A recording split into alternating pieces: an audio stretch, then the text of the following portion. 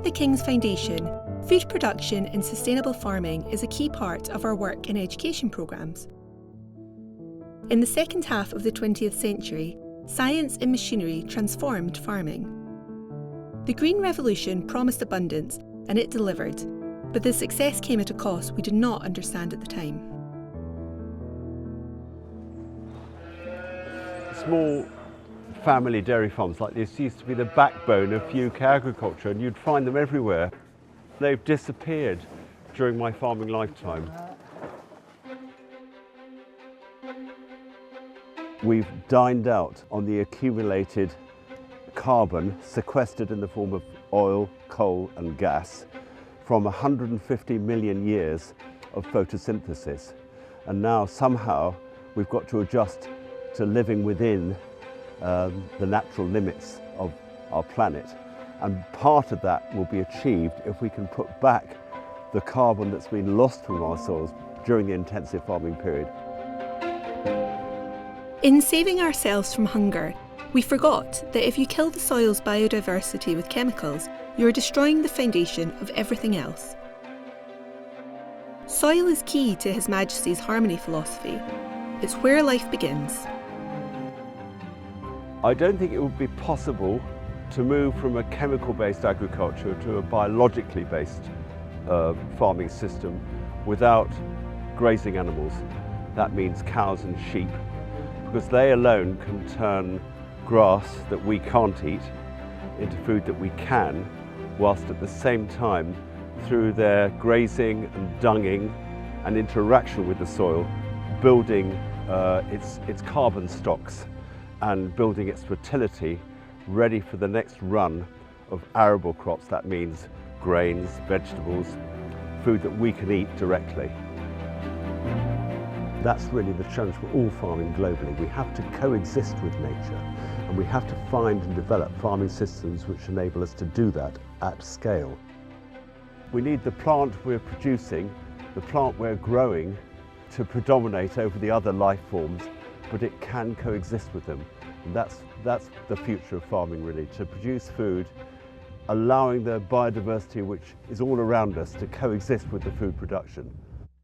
That can be done because that's what we're doing here. This way of working with nature embodies the harmony philosophy, and it's at the root of all the King's Foundation's work at places like Highgrove Gardens and here at Dumfries House. You know, you'll see a lot of vegetables and plants still in the ground even this time of year. We've got primarily parsnips and Brussels sprouts, but you can see the rhubarb's just coming through now, which is quite exciting, always nice. Asparagus is still not showing at the moment. But you know, gardening has changed. We get so much more interaction with wild animals, wild insects, because we're not spraying things, because we're managing things to make plants more resilient. By adding lots of organic matter to our soil, we're much more aware of the soil and the importance of the soil. We can produce sufficient, and it's much more tastier, it's much more great for us. Another way of farming in harmony with nature is through agroforestry, where trees, crops and animals share the same land with each element supporting each other. The trees protect the soil and hold water. Crops capture energy from the sun to turn into food, and animals return nutrients to the earth, keeping the soil alive without the need for chemicals and completing the cycle. This is something that the Harmony Project has made me aware of, which I really wasn't aware of before. Interwoven into farming are cycles. So there's a cycle of a day on the farm, the cycle of the gestation of animals, the planting of a seed, and then the seasons, which are a 12-month cycle. But then there's a crop rotation, which is a 7-year cycle. So everything's connected, and it all comes together when you're farming. Remembering, of course, the cycle of your life as well. Ideally, a farmer needs to come onto a piece of land for their short lifetime and farm in harmony with nature, and at the end of our time, we should see that the soil capital, the nature capital and the human capital is at least as good as when we came in, or preferably better, whilst at the same time we produced a lot of good, nourishing food. For more than 50 years, King Charles III hasn't only spoken of the need to restore balance between people and the planet, he has lived it, practicing regenerative methods on his own farm at Highgrove, showing that his philosophy of harmony is not just a theory, but now a proven way of successfully working and living the land, one that can be passed on to future generations.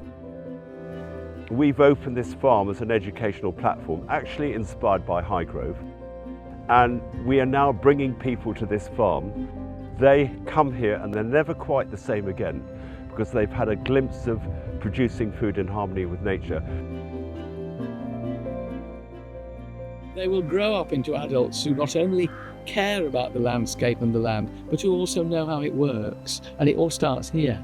And to be able to pass on to our children and grandchildren not only the importance of growing things, but the ability and the skills necessary to grow them. King's Foundation is matchless in that respect. We are not separate from the earth, we're part of the earth. And we have stewardship, not dominion, stewardship. And it's our responsibility to look after the earth which gave us life.